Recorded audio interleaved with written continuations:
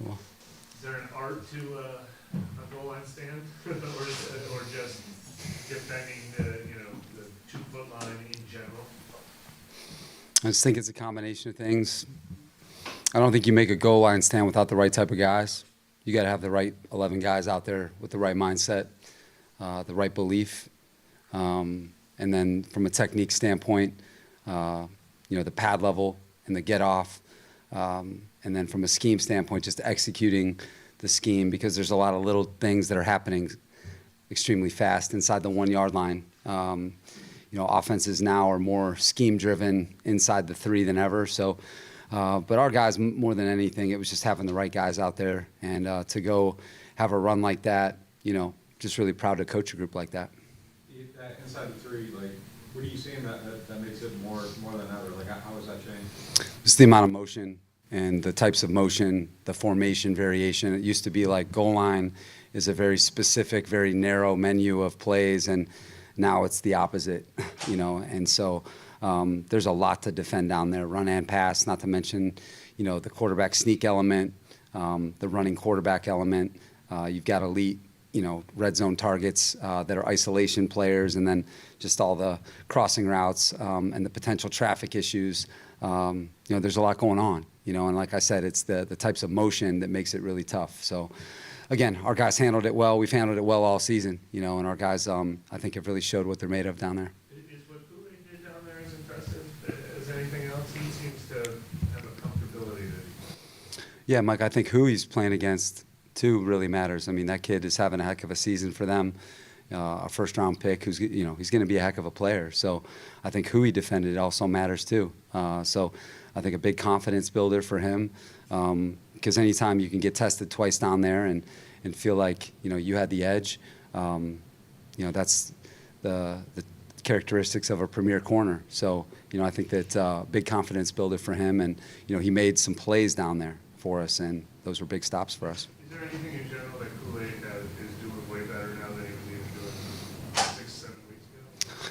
Mike, I think back to 6-7 weeks ago, we were kind of talking about almost, but that we had a lot of faith in him being in the right position, and I just think he's knocking them down, and then there's a little bit more confidence that comes with knocking it down, but I think he's playing with the right technique, the right leverage, and I think at that catch point, he's just being really physical, and I think, he's going to be disappointed that he didn't intercept one of those. And so that's that next step is to go pick one of those off and make that a huge swing for us. So, again, just more experience and more playmaking will come. Is that goal line stand, does it carry, any more importance, just, the fight and the attitude, given that, it is been kind of a tough season, trying at times, to see that come out, midway through the season and twice, Yeah, Nick, I think, if you're a fan, you're getting your money's worth from a group that's laying it on the line, and I think that's what you want to see, is a group that's laying it on the line, as my father would say. But again, I think our guys just know that there's a chance every play for something big to happen, and if you'll defend to the very end, good things will happen, and so we gave ourselves a chance to win by those two, stands. We had those two opportunities were good chances for us to keep points off the board and give ourselves a chance to win.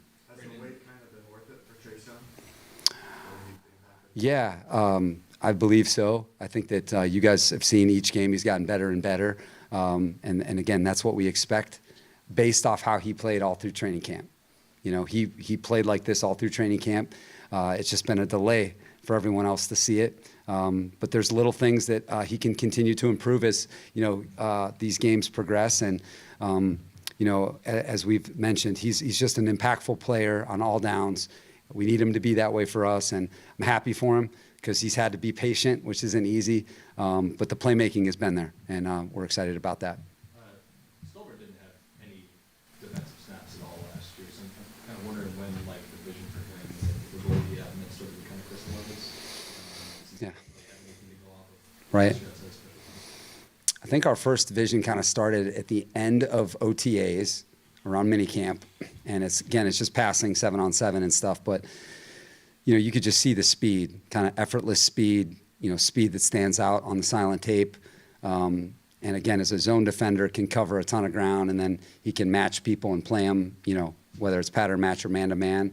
And then, everyone was bragging about him as a special teams player. And it's like, well, if you can navigate space and traffic and special teams and play with all this room, then, there's going to be a place for you on defense. And I think during training camp, I think we were trying to figure out if he could see the game well enough as a behind-the-ball linebacker, and he kept getting better and better at that. And so we just felt like we're trying to find roles for all of our players. And I thought that, we felt as a staff and, talking with Kellen and Mickey that there would be a role for him on third down for us. And I think that he's come through in that way for us. I think he's provided us, it's almost like, a sixth man in basketball, where you bring a guy off the bench that can provide some energy, and playmaking. And so I think that he's kind of filling a role like that for us. And at the same time, improving kind of as an everyday, all the time linebacker behind the scenes. Does it take confidence as a coach to put young players in there and not be afraid to have them make mistakes, knowing that you're placing the bet on them and going through the wrong things with them? Yeah. I think we have a lot of faith in our coaches, and I know that it's great to work for a head coach that believes in that mission statement, and a general manager who has so much wisdom and has a vision for people. So, that's how you improve as a team. That's how you create more depth. But again, they've earned it as well. Like when they've gone out there, they've made good plays for us, and Isaiah's a good example of that. Only a couple of true pass rush reps for me, kind of popped out a couple of times in those. The one last week where they almost brought Baker down. What does he add in that specific phase? Yeah, I think that he can get there fast. So, when that time clock, if you're going to bring him as an extra rusher, he can get there fast because of his speed. And then I think what he's used to doing is if you think of a kickoff or you think of a punt play where he's having to run down, then he has to make quick decisions to beat a guy, to get to the returner. And so he's used to doing that. So it's like beating a running back in blitz protection. That's what he does that a lot, as a special teams player. So he's just got good speed, good timing. He's got good explosive power, on contact too. He's a very good open field tackler. So kind of fits into third down. So you have a player like Chase, whose contract was up after last season, and you're making front office obviously that's familiar with him, but you haven't seen him how he's played, and your guys seeing that you have to wrestle with. Is it always depend? What is that like as a coach? From a coordinator, are you projecting how he fit? What are those kind of conversations like? Yeah. I think, the good thing is when Chase was coming out, that's when I was the defensive coordinator for the Rams. And, at that time, you knew him coming from college. He was one of the top college players in the country. And then my first year in the NFL was his rookie year, Washington. Then you just kind of see his growth over the course of time, And I think that Chase Young fits any defense to me. He's one of those guys that could fit all the schemes, But for us, I felt like in terms of guys that we had in the past, he would be a good fit for us. And I think he was coming off a really productive season last year. And, for me, it was like, hey, this guy's just entering the prime of his career. He's only 26 years old, but he has a ton of experience that you can tap into. But he's still young and hungry. He hasn't gotten there yet, But I think for us, it was like, hey, this guy was the NFL Rookie of the Year on defense. This guy's played in the Super Bowl. He's been in the playoffs, and he's been through a lot of the tough things that you have to go through as a player. So you put all that into one. He's a great dude, and we're really glad that we have him. Quincy, he looked like early on in the season, you could see that he saw what was coming or maybe had an instinct. But over the past couple of games, it feels like almost like the marriage of instinct and reaction has been there for him. How big a step is that for any young corner? Yeah, great observations. It's challenging. I think because each week there's going to be something new. There's going to be the timing of something, or maybe it's a certain receiver that he's defending that's got kind of a unique style that he hasn't played against. And so, the game is going to slow down to him, the more that he plays against people and he sees the different scheme, right, the different types of players, and he's going to say, okay, this is how I need to play this specific play or this specific player. And so that's a work in progress, And I think if you looked at Kool-Aid last year as a rookie, there were probably some peaks and valleys, just like there would be for any of the top corners. But then as the season goes on, as the years go on, you see more of the confidence in the playmaking. And I think what Quincy's doing is going through that right now as a rookie. But we feel like the playmaking has been there, even though there are going to be some downs that he doesn't get right, or maybe he does make a mistake. It'll be a mistake that he learns from, and the next time he's ready to go knock it down. And, he's got a really good mindset. The thing that I think him and Kool-Aid share is that right mindset at corner where they can forget, plays and move on to the next one fast. They have confidence in themselves, and that's our job as coaches, so they maintain that confidence. That inherent confidence they have, we need to make sure that it stays that way, and then they'll earn even more with more preparation, more experience, and more playmaking. Is there anything to gain for the players looking at the practice film and maybe seeing like how a guy tried to defend something or like attack them in a certain way? Yeah, absolutely. I think there's so much work to be done for young players to really discover who they are. I think it's such an important part of growing as a young guy is discovering who you are, what works for you. And you'll never know until you face more. But I think it's that constant search of, your best. And so it's our job as coaches to kind of put them through it, make sure that you show them different examples of, hey, it's a different corner. I had a corner like this, or we played against a guy like that. And, it's just that day to day, and they talk about it a lot. We try and really emphasize the technique and the situation so that they can go be aggressive, and I think for corners especially, you get that aggressiveness with more experience. Yeah, well, you got to defend everybody. It starts with, the quarterback. I think Matthew is one of the best, since I've been in the NFL. Ever since he's been in the NFL, he's been one of the top players in the league, Super Bowl champion. Really starts with him and how they operate, the marriage of the run and the pass, being in premier looks because of him and because of the synergy of him and Sean together, quarterback and head coach, play caller. But they do a really good job of having you have to defend everybody. The runners, the receivers, the tight ends. They distribute the ball well to a lot of different people, and then they've got a lot of featured players in those positions. And then, I think what they do a great job of is tying everything together with their O-line. And so they're a difficult cover. They're very well coached, and they play the right way. How do you one of those coaches that you Defending against both Puka and Devontae Adams? Yeah, different styles of players, but the production, Devontae is one of the top. Since I've been in the NFL, Devontae Adams is one of the top players in the whole league, certainly at receiver.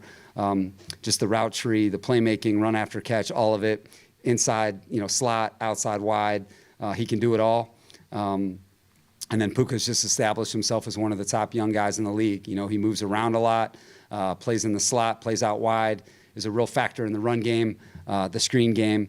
And they're very complementary of one another because you can get them opposite each other where you have to choose. And Devontae just really gives them that isolation player that makes it tough to guard, the entire field. So very, very good group of players in the receiver room. Is maybe one of those coaches that kind of will change up just kind of, ways offense looks from year to year, week to week, a lot more like under center stuff this year than in years past? Yeah. Yeah, Sean's going to feature his group. That's what I think makes good coaches, and year to year that's going to change. I think even when Matthew got there, the passing game before Matthew got there to now with Matthew was very different. There's some similarities, but Matthew's got this wealth of experience, and you're trying to make him feel comfortable at the same time. So I think they've really merged philosophies together and found the right thing, which isn't easy to do. And I think they've really excelled since they've been together because of that. Because there's the comfort zone of kind of Matthew his whole career versus what has made Sean such a great coach before Matthew got with him, and you pair that together, and then you keep onboarding good players around him. I think getting Devontae is a great example of that. They haven't had an isolation receiver like that since Sean's been there. A true X backside. Isolation player, and that really opens the field up for you, especially when you've got some good receivers and tight ends and runners on the other side. It really opens the field up for them. So they're playing at a high level. Matthew's playing at an MVP level this year. He's got whatever it is, 17 touchdowns, 2 interceptions. You see the record. They could have a better record than that. They could very easily be undefeated. So they're a hell of an offensive team. Did you guys look at the joint practice film at all for anything? Yeah. Anybody? Yeah. Yeah, that was a great day. If you guys were there, that was an awesome day of practice against them. Both sides of the ball. It was fun. We competed well that day, both sides of the ball. And so look at some of that. They've changed. Matthew wasn't at that scrimmage, but yeah, there's a lot to learn from. But between then and now, and they've changed, some as well. So lots to learn from.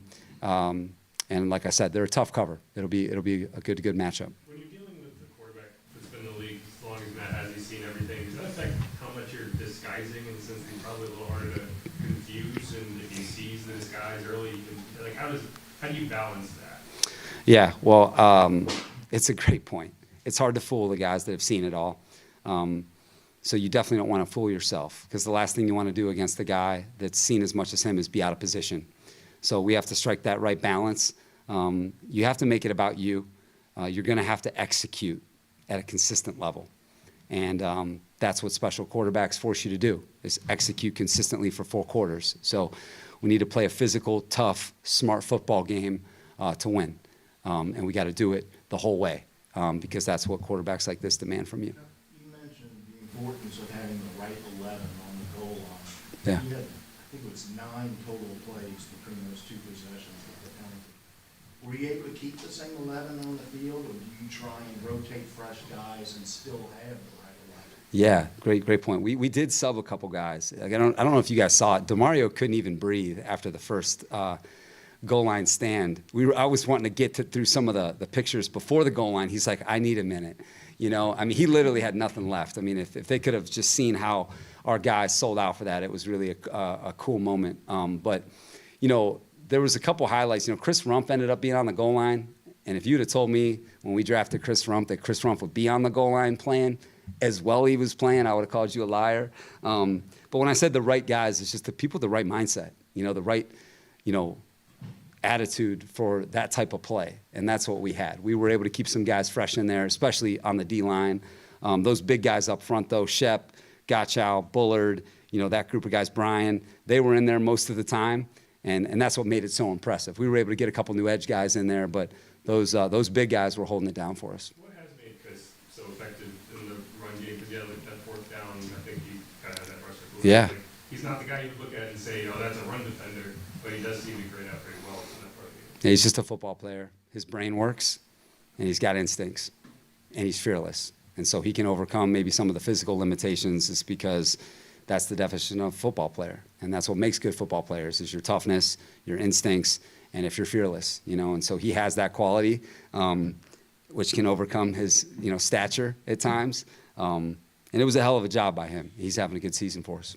As a guy that's been through a lot in his career, is it surprising to you to see the fearlessness in him, despite everything that he's had to navigate? No, he's been that way since I've known him. What me and Jay Rogers and I will say is, whenever Chris Rump played for us in LA, he played well. Every year he got better. He just had some unlucky injuries that were just unlucky.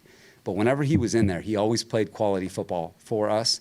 We always felt the utmost confidence in him, and it's been great to see him come here and be able to find a role on special teams and on defense. And he's been a really good, kind of cool glue guy for us. All right, guys.